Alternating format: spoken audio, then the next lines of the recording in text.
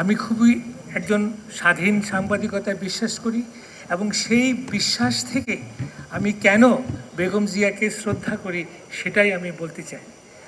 টেলিস্টারের জন্ম এবং বেগম জিয়ার প্রধানমন্ত্রী হওয়ার সময়টা খুব কাছাকাছি। আমি একজন ইয়াং সাংবাদিক হিসাবে তখন বেশ বলতে পারেন যে believing in the value of independent journalism, যে সরকারকে সবসময় একটা প্রশ্নের মধ্যে রাখবে, সরকারকে অ্যাকাউন্টেবল করবে, এবং সেই স্পিরিটে আমি তখনকার সাংবাদিকতা করেছি।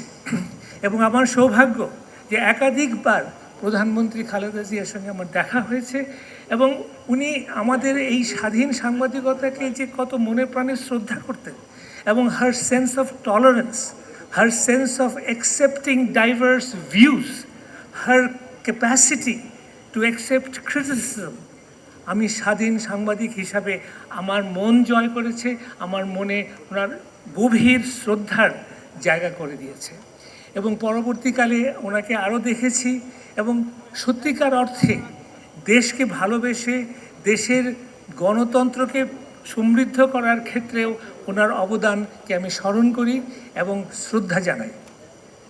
সর্বশেষে আমি যে ব্যাপারটাকে নিয়ে সত্যি ওনাকে শ্রদ্ধা জানাতে চাই সেটা হচ্ছে যে উনি যখন ক্ষমতা থেকে সরে গেলেন এবং যখন ওই সরকার তার বিরুদ্ধে তাকে অপমান, তাকে নিষ্পেষণ, তাকে জেলে ঢোকানো এত কিছু করল এবং সেখানে 2 বছর উনি ছিলেন, সলিটারি কনফাইনমেন্টে ছিলেন, উনি 4.5 বছর উনি হাউস অ্যারেস্ট ছিলেন এবং সেখানে যেটা সবচেয়ে বেশি হৃদয় বিদারক সেটা হচ্ছে যে ওনার চিকিৎসা করতে দেওয়া হয়নি এবং সেটার প্রমাণ আমরা শুনলাম একটু আগে।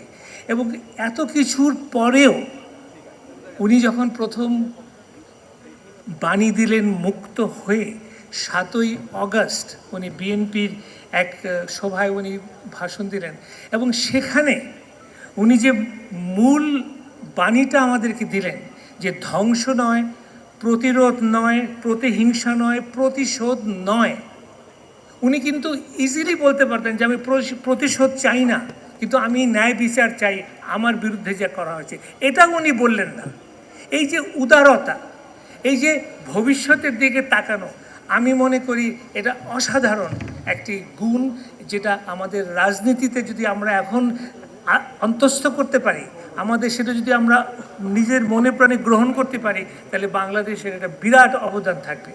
এবং সেখানে আমি একটা বক্তব্য দিয়ে শেষ করতে চাই যে উনি বলছেন যে ভবিষ্যতে ভালোবাসা, শান্তি এবং জ্ঞান ভিত্তিক সমাজ গড়ে তোলা।